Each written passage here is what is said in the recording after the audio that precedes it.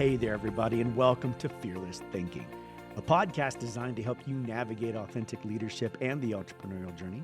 I'm your host, Michael Devous, and these are my thoughts, lessons, and insights from my entrepreneurial journey into coaching, workshops, motivational speaking, and of course, what I picked up from interviews with inspiring leaders and entrepreneurs along the way. My mission is to help people unlock their untapped potential by using fear as a catalyst for powerful change and growth, so they can step into the greatest version of their most authentic selves. All right, let's get into some fearless thinking.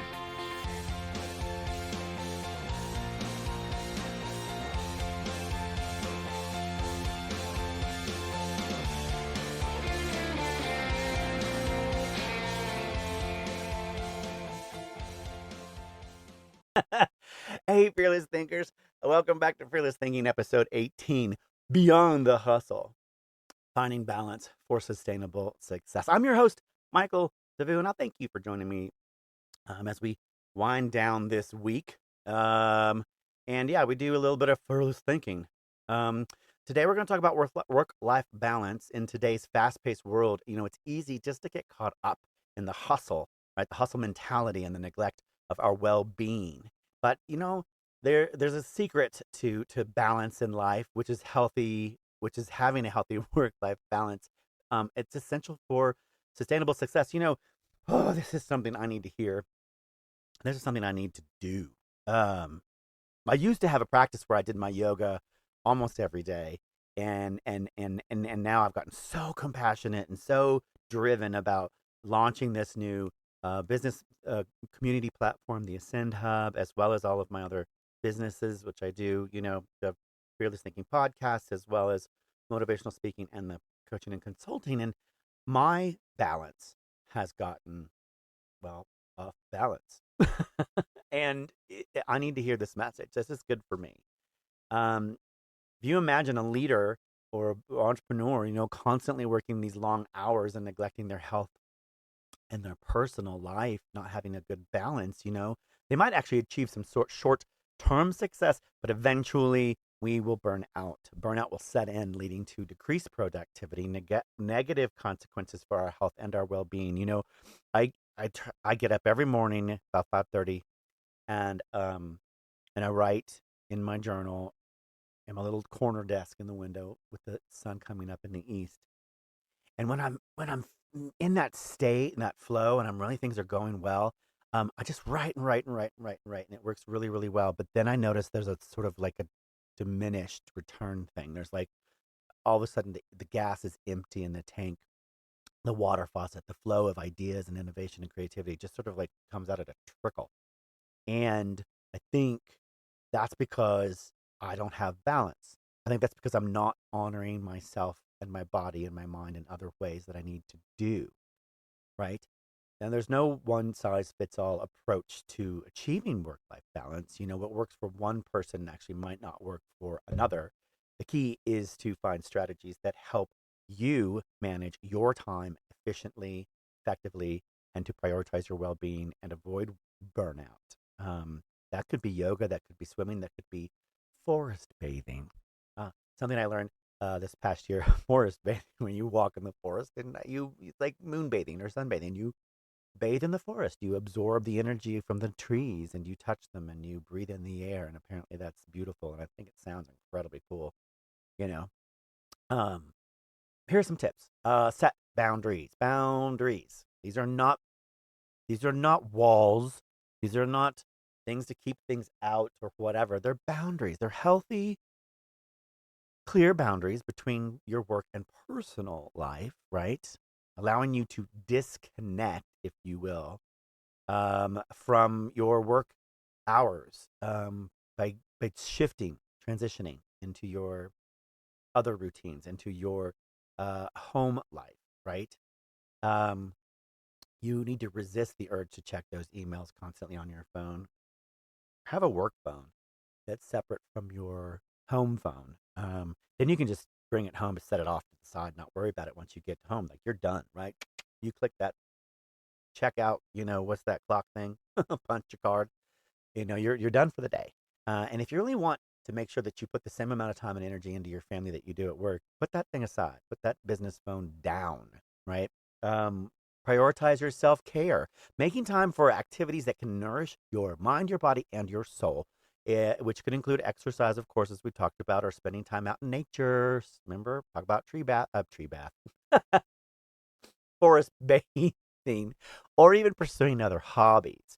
Um, just what's it called? I think it's called zero focus. It's when you just stand, you just go outside and you stare off into the distance, not close up like your screens are here or a book is here. You look off and let your eyes unfocus, um, which really relaxes them and helps them from the strain and stress of all the time that you spend on digital products and digital devices. Um, Three is delegate and empower. Don't try to do everything yourself. You shouldn't. But this is why you have a team. This is why you built your team, right? Delegate those tasks and empower your team to take on some of the ownership of that work so that you can have that balance. Also, check in with them, make sure that they're getting good balance too, because if you're role modeling this for them, you need to make sure that they are taking advantage of that for themselves so that they have a good balance. Four is schedule time for what matters. If it ain't on the calendar, it doesn't exist for me.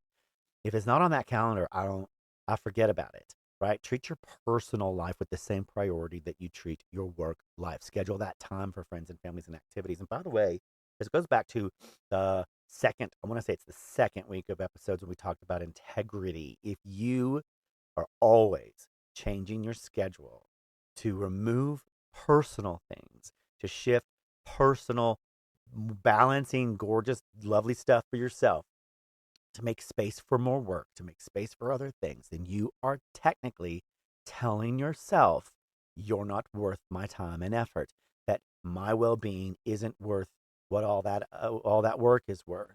You know what I mean? You're changing your plans with yourself constantly, and that's chipping away at your personal integrity. So don't do that. Schedule time for what really matters for you and stick to it. And fifth, learn to say no. It's okay to say no to additional work requests, to people wanting to jump on that calendar and get some time with you. If you're already overloaded, the power of no can set you free. Really, protecting your time is essential for remaining in balance with life, with work, with everything, right? Um, Ariane Huffington is an advocate for this. She's got Thrive Global, that's her company, champions work-life balance and advocates, for leaders to prioritize their well-being by taking care of herself. She's actually able to be a more effective leader and entrepreneur. And this is the goose who laid the golden egg concept. If you don't take care of the goose, they can't lay that golden egg. If the goose is dying and overworked and burnt out, what kind of eggs do you think that goose is going to give you?